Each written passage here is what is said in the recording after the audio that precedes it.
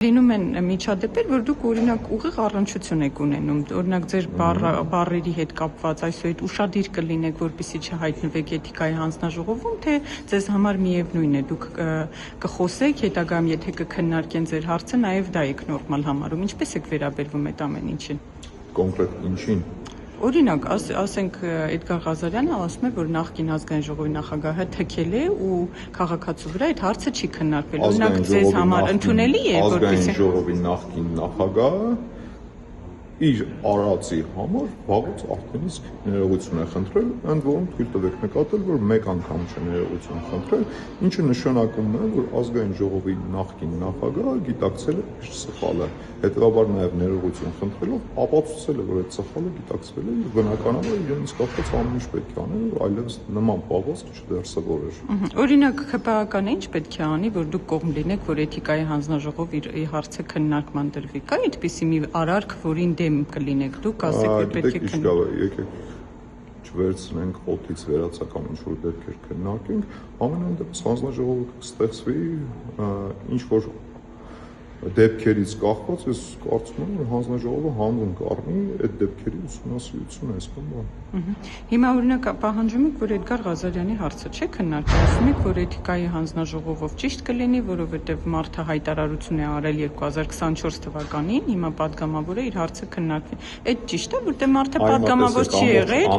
Այդ տեսեք, ամբողջ հայտարարությամբ է հանդես եկել, ինչու՞ն է, որ Էդգար Ղազարյանը մինչ օրս չի գիտակցում ու չի ընդունում այն սխալ հայտարարություն, որը ինքը արել է, առավել ևս փորձ չի անում ներողություն խնդրի մեր հանրությունից։ Դա ամենանվազ, ամենափոքր քայլն էր, որ Էդգար Ղազարյանը պետք է աներ ներողություն խնդրելով, բայց այդ մարդը նույնիսկ դրան պատրաստ չէ, որովհետև մի պարզ տրամաբանությամբ է առաջնորդվում, ինքը իր սխալը չի գիտակցում եւ չի ընդունում։ Էդգար Ղազարյանը մինչ օրս կարծում է, որ ինքը ճիշտ արտահայտություն է արել եւ փորձում է նույնիսկ հիմնավորել։ Ավելին, Էդգար Ղազարյանի հայտարարության համար ներողություն չեն խնդրել նաեւ նրա խմբակցությունից ուժեղ Հայաստանից, ինչը կարծում եմ եւս անընդունել է։ Մի կողմ թողնելով, որ Էդգար Ղազարյանը չի ընդունում իր սխալը, նրա խմբակցությունը, խմբակցության ղեկավարությունը եւս չի ընդունում այդ ամեն ինչը, հասկանում եք, ամբողջ խնդիրը այստեղ է։ Իսկ ինչ վերաբերում է նրան, որ Էդգար Ղազարյանը ժամանակին падգամավոր չի եղել, դրա համար է նման արտահայտություն իրեն թույլ տվել, դե կներեք, որ падգամավոր չի եղել, իրեն ամեն բան կարել է այդ ժամանակի, դա միակ դեպքը չէ, ուղղակի սա այն եղած դեպքերից այն բացառիկներից մեկն է, որ կարելի է մատնանշել Էդգար Ղազարյանը падգամավոր չեղած ժամանակ թիրախավորել է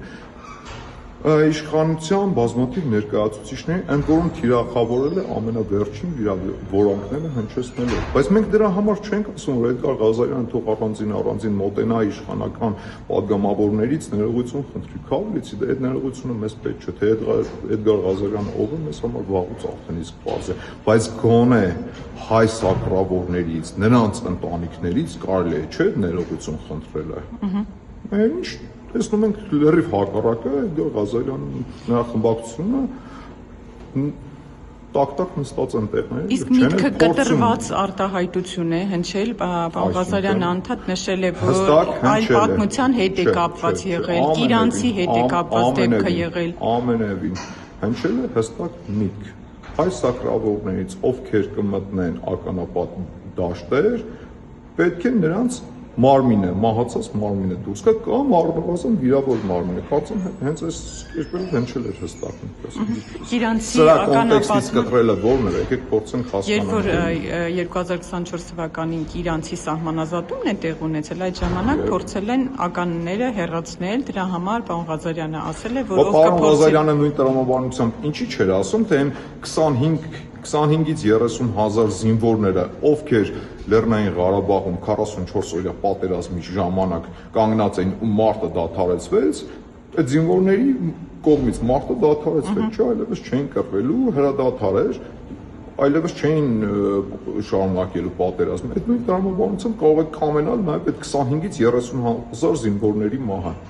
Պարզ է, չէ՞ որ հայ սակրավորը եթե մտնում է ինչ-որ դաշտ ականազերծելու, ինքը բնականաբար դա ինքնագլուխ չի անում։ ինքը ունի հանձնարարական, ինքը ունի հրաման այդ ամեն ինչը իրականացնելու։ Այդ դեպքում ո՞րն է տրամաբանությունը հայ սակրավորի մահը ցանկանալու։ Եթե Էդգար Ղազարյանը քաղաքական պատասխանատուներ է փնտրում դրա համար, ես վստահ եմ ինքը կարող է գտնել դրա քաղաքական պատասխանատուների, որ հայ սակրավորները ինչ որ դաշտեր են ականազերծում, բայց դրա համար կամենալ հայ սակրավորի մահը առնվազն անմեղսունակություն է։ Ձեր կառավարման ժամանակահատվածում եղել է մի խոսք նախադասություն ժամանակին, որ վիրավորանք ինչ որ մեկի, որ դուք էլ պատրաստ եք օրինակ, երբ որ վարչապետի աշխատակազմի տեղակալ եք եղել, օրինակ դիրքորոշումներ շատ սուր արտահայտել եք, դուք կպատրաստ եք օրինակ ներողություն խնդրել, երբ որ պահանջ լինի։ Եղել է դեպք, երբ այն որում եթե չեմ սխալվում լրագրողի կողմից դիմում է եղել կոռուպցիայի կանխարգելման կենտրոն, որտեղ դեպքը ուսումնասիրվել է, պարզվել է, որ ես ընդամենը